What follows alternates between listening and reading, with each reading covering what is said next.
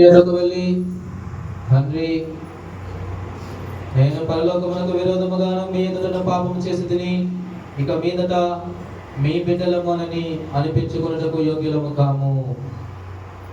మనమంతా మోకరించి మౌనముగా ఉంటూ మనలను మనము పరిశీలన చేసుకుందాము.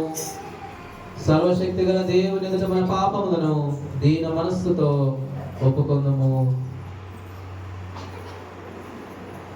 తప్పిపోయిన గొర్రెవలే మేము మీ మార్గములు తప్పి తిరిగితిమి. మా హృదయముల ఆలోచనలను ఆశలను మిక్కిలి అనుసరించితిమి.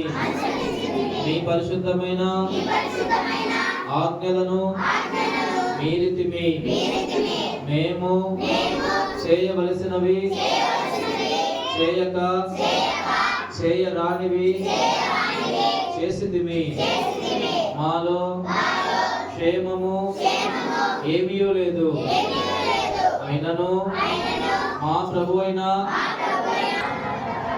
ఓ ప్రభువా, పాప పీడితులమైన తమ తప్పిదములను ఒప్పుకుని వారిని కాయుము. పశ్చాత్తాప పడువారిని మీ పరిశుద్ధ నామమునకు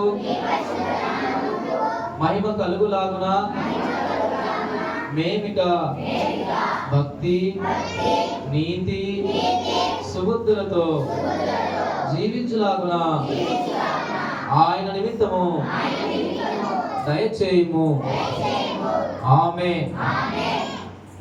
సర్వశక్తి కనికరగల దేవుడు మన సమస్త పాపములను క్షమించి వాని నుండి మనలను విడుదల చేసి మన నడతలను దిద్దుకొనుటకు తగిన సమయము దయచేసి పరిశుద్ధ ఆత్మ యొక్క కృపయు ఆదరణయు మనకు అనుగ్రహించును గాక.